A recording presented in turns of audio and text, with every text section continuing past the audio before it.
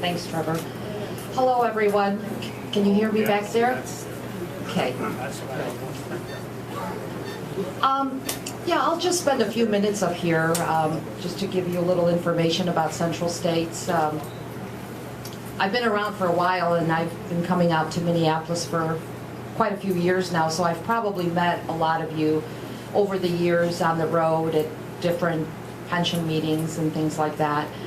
What I'd like to do is just kind of touch on a little bit about the financial situation of the pension fund, kind of pretty much what's been happening in the last 5 years since the UPS plan pulled out of Central States in January of 2008. So these last 5 years have been kind of volatile for the pension fund, with the UPS withdrawal in January of 2008, then with the PPA, the Pension Protection Act, coming in April of 2008, which was a new pension law that was passed by the government, the first time a new pension law was passed since the mid-70s when the ERISA law was founded. The YRC, the Yellow Roadway, US of Holland situation, the default for them, Central States terminating them, and then them coming back into the fund at a reduced rate. Star Tribune from the Minneapolis area withdrawing from the pension fund. You know, the markets being a roller coaster ride in the stock markets, and you know, a lot of other items that have been happening throughout the country that have affected Central States in the last 5 years. So, you know, we've been on a roller coaster ride for a few years now.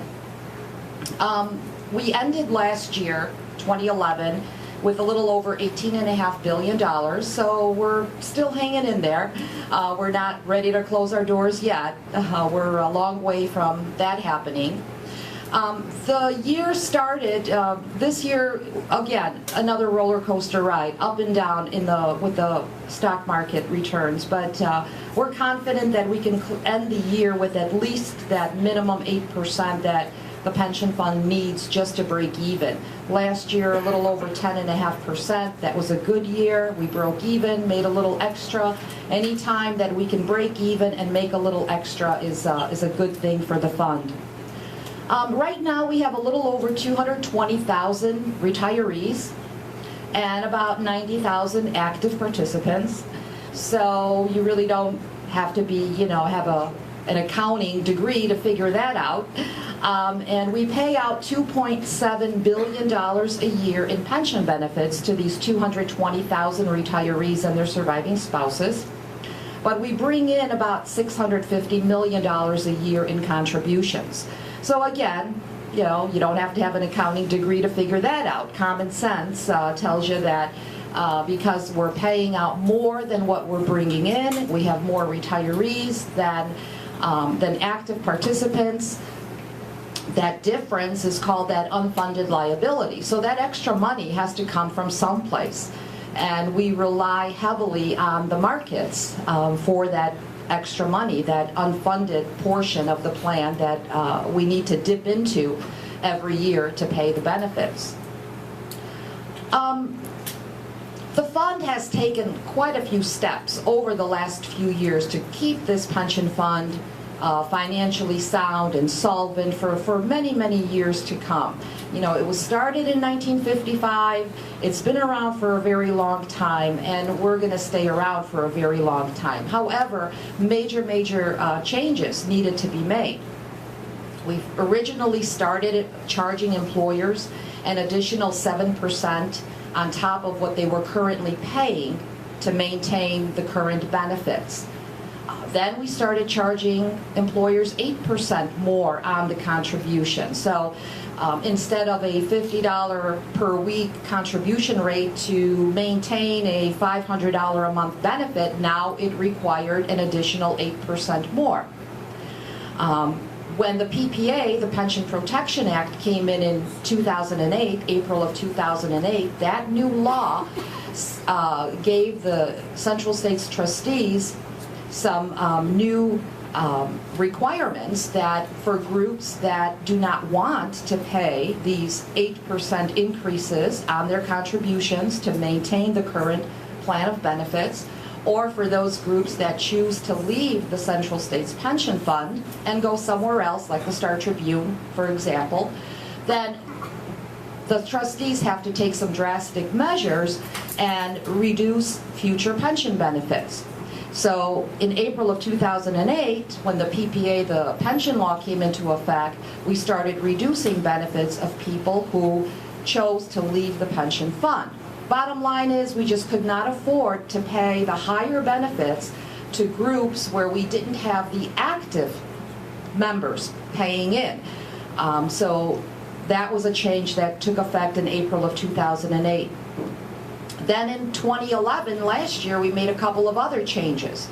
For those groups that choose to leave Central States, or for those groups who do not choose to pay the required 8% increases, which eventually go down. They start out at 8, then they go to 6, then they go to 5, and then they go to 4%. So it's not an 8% forever. So for those groups that don't choose to pay that higher increase to maintain their current benefits, for those groups that choose to leave Central States, now when we reduce their benefits, we take an even higher actuarial reduction. So we're reducing your benefits if you leave Central States. Now, after July of 2011, if that happens, we're going to reduce your benefit even more. And also in July of 2011, we reduced the retirement age to a minimum of 57, or we actually increased it to 57. Prior to July of 2011, we had these 30 and out benefits, 25 and out benefits for certain groups where you could retire at any age and get X number of dollars. Now the minimum age is 57, so no one can retire under 57. We've introduced a new hybrid plan. I'm not going to go into too much detail about that, but it's a great benefit for Central States because it's a plan that is now attracting some new employers to come in. We've got a few proposals on the table for some new companies that want to join Central States Pension Fund because of this new hybrid plan.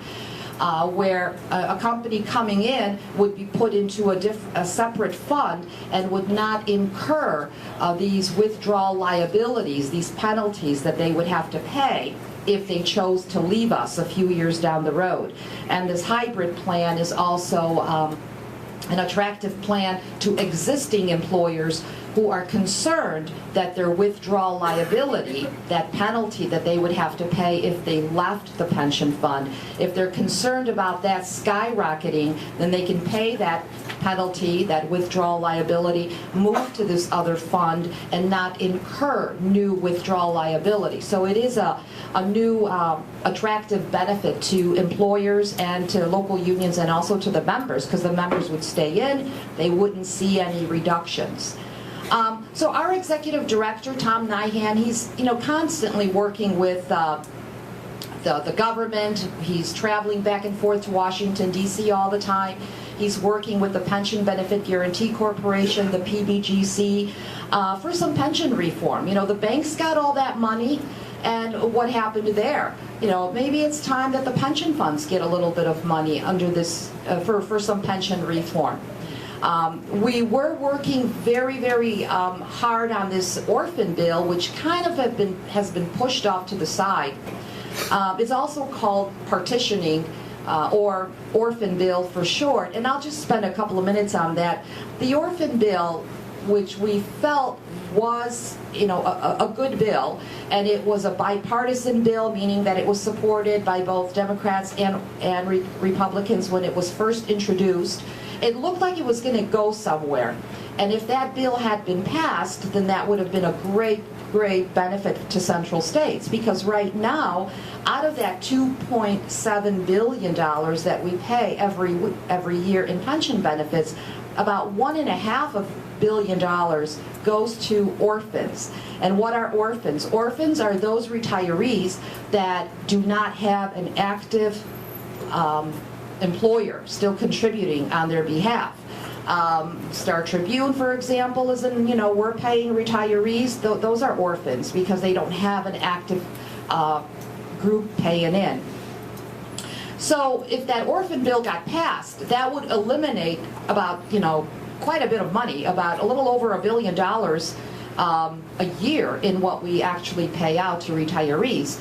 We wouldn't reduce the retirees' benefits, but we would get that subsidy from the government, from the Pension Benefit Guaranty Corporation. But that never went anywhere. It's still kind of on the back burner for now.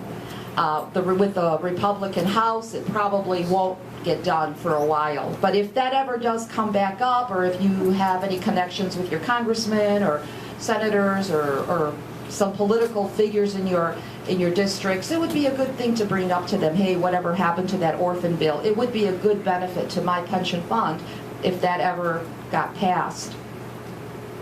All of you probably received a letter this past April, the PPA, Pension Protection Act letter, telling you that the pension fund is in critical red status. There were several different letters that went out, and it depended on what status you fall into, whether you're a person under an employer that is considered a primary schedule, meaning you're in the pension fund, your employer is paying the required contributions in order to maintain your pension benefits, or if you were part of a group that withdrew. Depending on what status you're in, the letter would have said whether you're affected or whether you're not affected. A lot of people were, concerned about that letter because it talks about the reductions and things like that. And I mean, it's the same letter that you've been receiving since April of 2008. And the pension fund has certified critical status since 2008. Under this new pension law that went into effect in April of 2008 that applied to central states, this Pension Protection Act, PPA for short, in this new law, it requires that a pension fund notify its participants where they're at financially.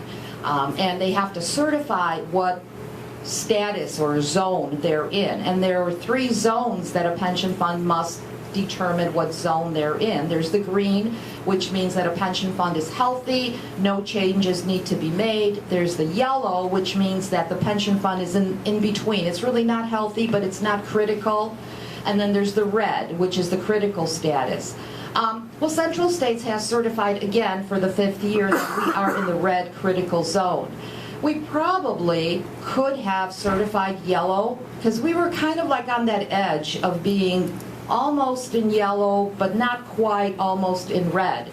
However, the trustees with the actuaries chose to certify red again because when you're in the red zone, that critical status, the law says that a pension fund is allowed additional time to try to recoup some of its losses over the years with the markets and with us paying retirees more to retirees than what we're bringing in. Yellow is you have to maintain a certain status, and if you do not maintain that certain status, then you have to go back to the employers and ask for more money. We've already done that by asking 8% increases. We can't ask for more than that. The yellow also says that if you don't maintain that status, you must go back and start making benefit changes again, modifications. Well, we've already done that. We've reduced benefits from the 2% formula down to the 1% formula. We didn't want to reduce it down to 0. So Central States is not in the business of putting companies out of business. So by certifying in the red critical status, it just gives us more time to try to recoup all our losses. So even though that letter sounded so critical, it really isn't, and you're not affected by any of those reductions that we talk about in that letter if your company is in the Central States Pension Fund and they're paying the required contributions required to maintain your current plan of benefits, and you're considered under the primary schedule and you're not affected by any of that information in the letter. So that's kind of some general information as to what's been going on at the fund. We've taken many steps to try to keep this pension fund solvent for all those thousands of retirees that came before you, and for you, and for the future generations of retirees. So we're doing our best as we possibly can.